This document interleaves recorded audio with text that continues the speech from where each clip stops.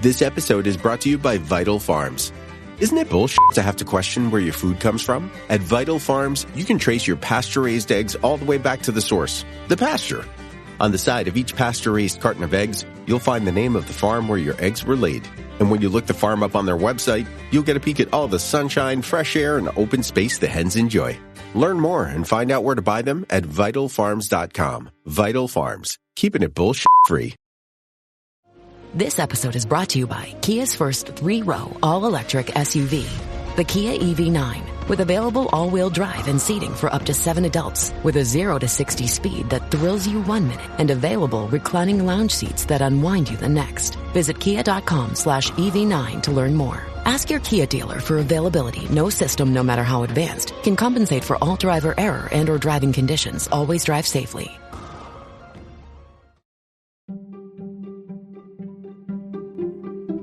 Welcome to the HCI family of podcasts. We're your source for personal, professional, and organizational growth and development. We share our own original research, explore industry trends, and interview executives and thought leaders from across the globe. Join us for practitioner-oriented content around all things leadership, HR, talent management, organizational development, and change management. Maximize your personal and organizational potential with the HCI family of podcasts.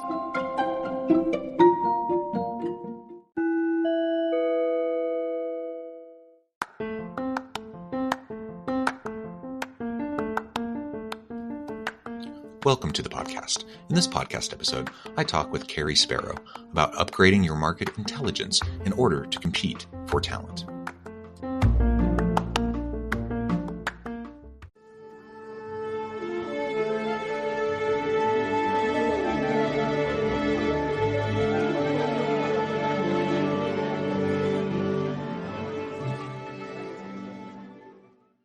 Cary Sparrow, welcome to the conversation today. John, it's great to be here. Thanks for having me on. It is a pleasure to be with you. You're joining us from Minneapolis. I'm south of Salt Lake City in Utah. And today we're going to be talking about upgrading your market intelligence in order to compete for talent. We all know that it's a tight labor market, especially in particularly high-skilled areas, anything STEM, anything healthcare, lots of other areas that it's just really hard to get good people. We have skills gaps everywhere. And frankly, I don't know how it is in Minneapolis, but generally speaking, across the U.S., the unemployment rate's fairly low. In Utah, I think we have like an unemployment rate of like 2.3%, which means there's basically nobody looking for jobs. So yep. To be able to recruit good talent is a real challenge. And there's lots of positions open that organizations are really struggling to fill. So we're going to talk about how we can address that. As we get started, I wanted to share Cary's bio with everybody. Cary Sparrow is the founder and CEO of WageScape, where they provide developers, analysts, and consulting firms with access to the world's largest, most up-to-date labor market data collection. This makes the labor market more transparent, opening the doors to tremendous efficiencies and world-changing innovation. Now, there's a whole lot more that I could say about WageScape, but I'll leave that to you. Anything else you would particularly like to highlight by way of your background, context, or your company before we dive on in? No, I mean, my own background is a little bit of kind of a purple squirrel. I, started in computer engineering and then was in the military. I was a submarine officer for 8 years. Then I got into consulting, grew into a consulting leadership role where I helped lots of companies face lots of challenges, primarily around talent and HR. And then was a corporate HR and IT executive in a big global company for a while before I founded WageScape. And all those experiences gave me the insights to say, hey, I think there's a much better way to see what's actually happening with things that touch all of our lives every day: jobs, pay, skills, who's hiring and what are they hiring for? And so that's what we built WageScape to do. Yeah, well, very cool.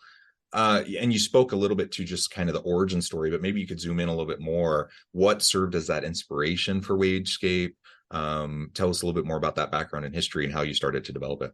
Sure. I had the benefit of working with lots of a couple hundred companies that were facing challenges that largely related to how they manage their workforce, and saw a real evolution over about 20 years where initially there was a heavy emphasis on standardizing processes and then moving those processes to technology and then moving that technology to the cloud and restructuring, HR functions and IT functions and everything else.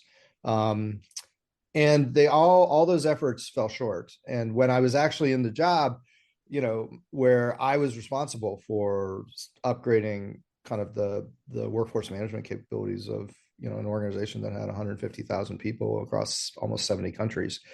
Mm-hmm. What I came to realize is that for most larger companies, and for the economy overall, that it's really the biggest bottleneck is data. The biggest bottleneck to effectively managing your workforce is data, because data is really hard to get. It's not, when you can get it, it's not in a form that's particularly useful. And so you need people with lots of PhDs and statisticians, labor economists, compensation specialists, to really kind of understand or try to understand what's happening in the market. And so I saw this firsthand, and at the same time was realizing that, well, a lot more information is now more immediately available. And if you can find a way to consolidate information from one organization to another using the same language. So a lawyer in one company means something totally different than a lawyer on the other side of the world. Or, a software programmer could be called something totally different in another company, like a software engineer or something. If you can find a way to kind of work out those differences, then there would be a lot easier way to collect all the information in real time about what's really going on. And in an economy, especially an economy that is close to $100 trillion worldwide in salaries and benefits every year. If you've got really bad information, that means you have huge inefficiencies. And so I came to saw what was happening with the state of technology and data, kind of online especially, with being kind of a disruptive approach to understanding what's happening in a very, very inefficient labor market. And this was all before the pandemic. This was back in 2014, 2015, when we started toying around with this idea. I founded the company in 2015. And put together a technology capability and a data platform that draws from online sources, lots of online, job listing sources and publicly available career profile sources to see what's actually in the market for people and jobs. What are people getting paid? And initially was able to get some good traction with some great organizations, universities, consulting firms, big corporations, names that you'd recognize. If you go out to our website, you'll see some of them.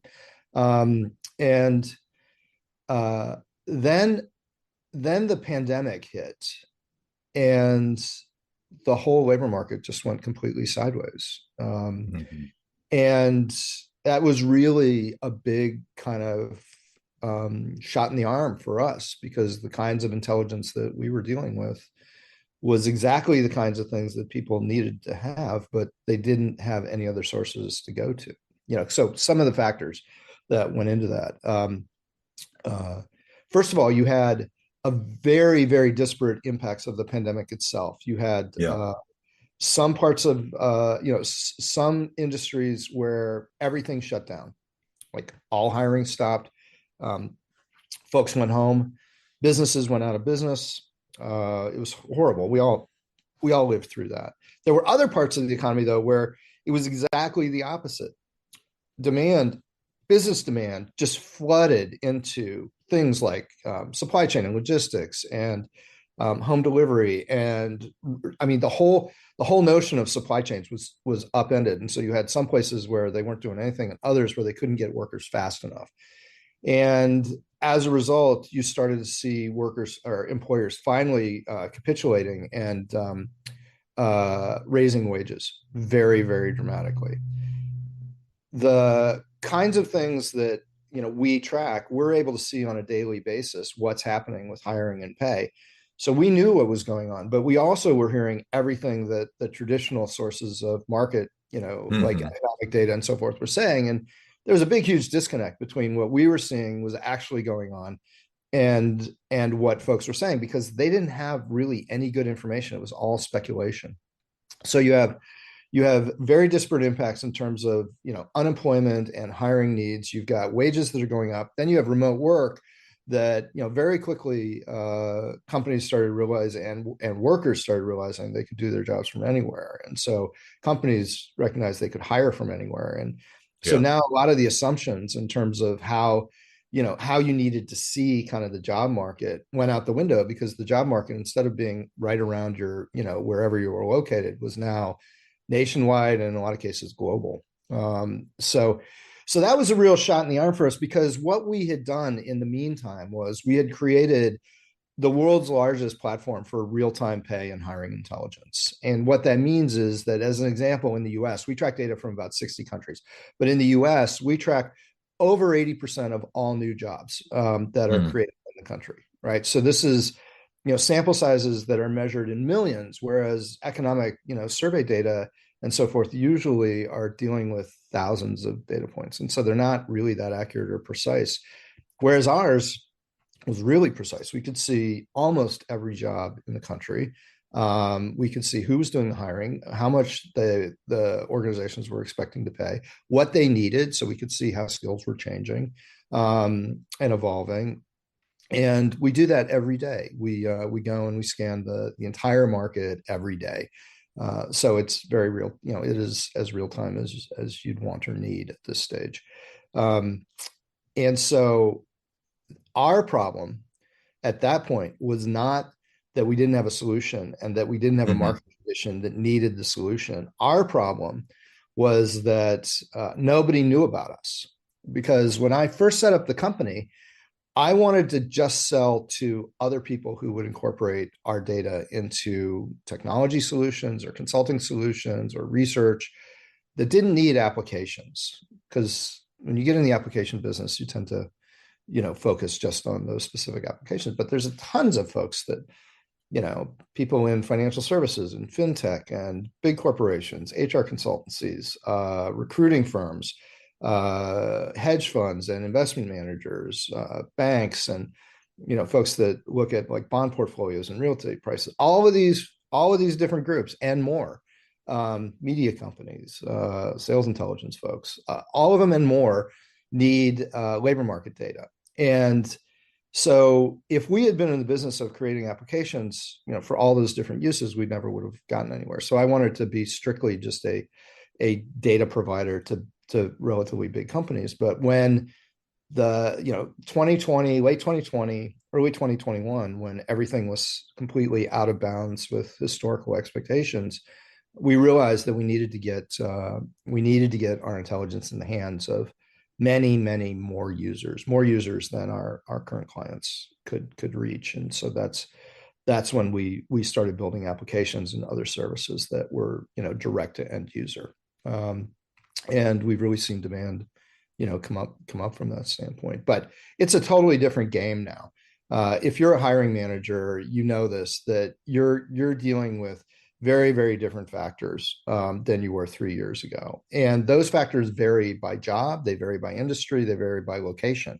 To give you an idea, in between 2021 and the first half of 2023, advertised wages were going up at over 20% a year across all jobs in the US, right? So when we average kind of for all different types of jobs, all different locations, how much was, year over year advertised wages going up? It was 20%. And it's still going up at that rate, which through my entire life, wage inflation has been between 2% and 4%. So this is, dramatically different. But the thing is that those wage impacts vary depending on where you are. So, in 2022, for example, while wages in general were going up 20%, if you were in certain parts of Indiana, they were going up 80%. And if you were in certain parts around the Bay Area, of all places, in California, they actually dropped about 5%.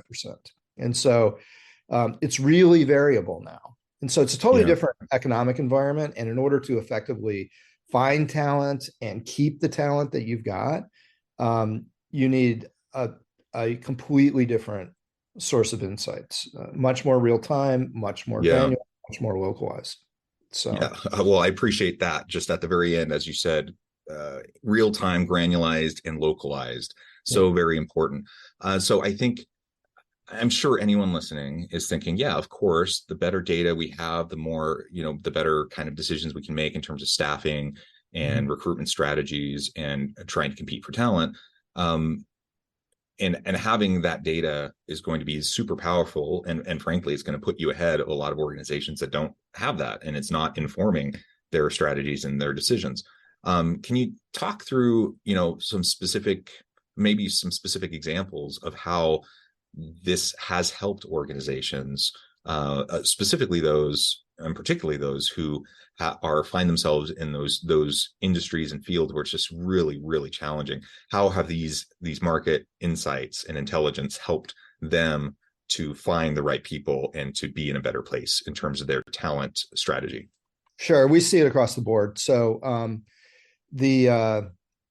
where it's really pronounced. So it's absolutely an issue for anyone trying to hire or keep talent of any stripe. But where it's really pronounced is when your business depends on hourly workers that will literally just go down the street to a new job that's paying 50 cents an hour more. And there's a lot of that's been happening, and things are changing so fast. So we're seeing that companies that have a big hourly workforce have completely changed the way that they manage their pay. Our clients are monitoring pay constantly in the areas and for the jobs that they care about. Because all of our data comes from the public domain to start with, we don't have to hide who the hiring organizations are or who the companies are that we're tracking data from, because it's all out there to start with. They've already shared what we provide. We just do it on a massive scale and allow you to really analyze it. And so they're watching, they're not just watching the jobs in their individual markets. Sometimes they get down to, if they're in a bigger city, they get down to different sections of the city and watch what's happening to pay. They also are recognizing that who they're competing with is not who they thought they were competing with. For example, there was a client of ours who did recruiting services for a machine shop in the Midwest, mid-sized machining operation, and the traditional starting pay very, very quickly did not keep pace with the market, so that their starting workers, which were skilled tradespeople, these were machinists and fabricators, welders, spot welders, their starting pay was about the same as high demand shifts in a number of fast food restaurants, because very quickly that pay, started at like 10 an hour and broke through 15, then is now up to close to 20 an hour in certain markets. Mm-hmm. Okay. So big changes there. And these folks had no idea that was going on. And so, who you're competing with is totally different now than who you thought in the past.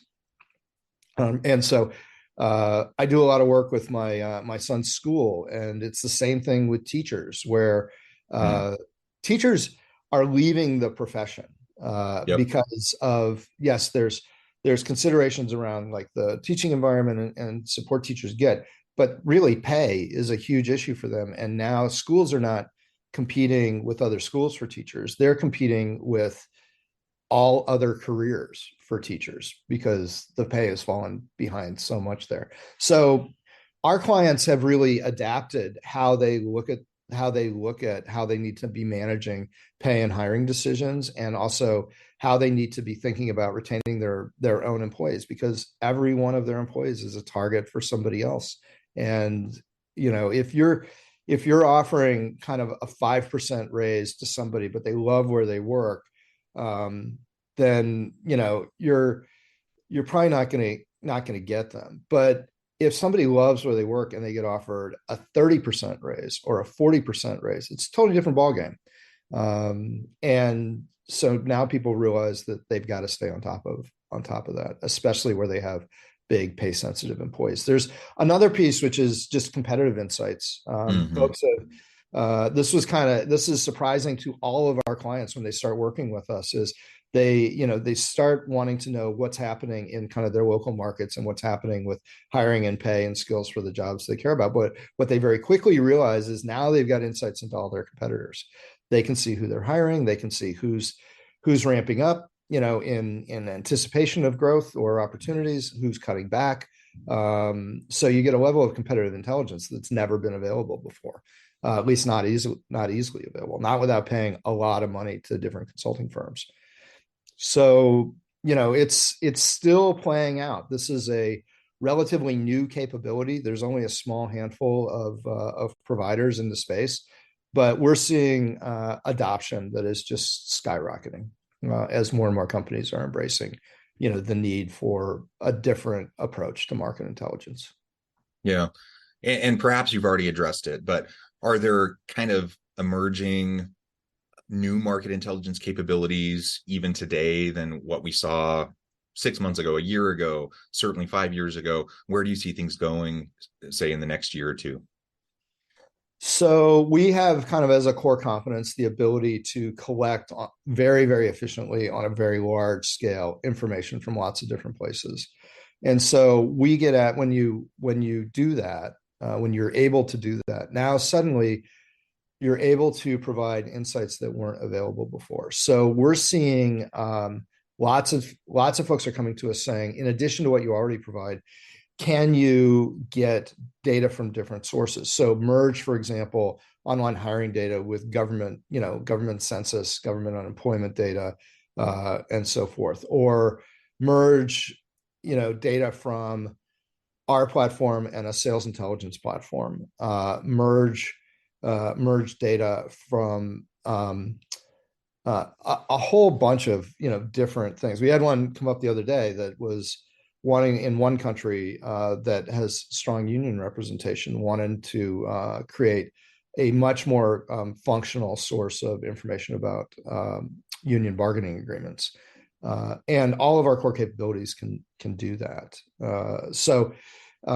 That's where, as part of our mission, we recognize that with better quality information comes lots of opportunity for innovation, not just efficiency. And we're seeing that every day. We get people coming to us with more ideas and wanting to get more things where they've got a real commercial case for it. So I would expect that the whole nature of market intelligence is going through an evolution right now that'll last for a few years, and where we come out on the other side of it will be completely different than where we started. Yeah, super interesting. Well, Cary, this has just been a really fun conversation. I know we've only scratched the surface. There's so much more we could go into depth on. I also note the time. I need to let you go here in just a minute. Before we wrap things up for today, I just wanted to give you a chance to share with the audience how they can connect with you, find out more about your work, your team, and then give us a final word on the topic for today. Yeah, so I would love anyone who's interested in what we're talking about, who has questions about it. You can reach me on LinkedIn. You can reach me at Cary@wagescape.com. You can go out to our website as well. So we would love to talk with you. We're super excited about the possibilities in front of us. And we're lucky that we've got a lot of forward-thinking and great brand clients that are helping to really kind of stretch the new frontier. And I would say, if this isn't something that you're thinking about right now, stand by, because you're going to start to see a lot more of it. Wonderful. Thank you so much, Cary. It's been a real pleasure. I encourage the audience to reach out, get connected, find out more about what Cary and his team can do for you. And as always, I hope everyone can stay healthy and safe, that you can find meaning and purpose at work each and every day. And I hope you all have a great week.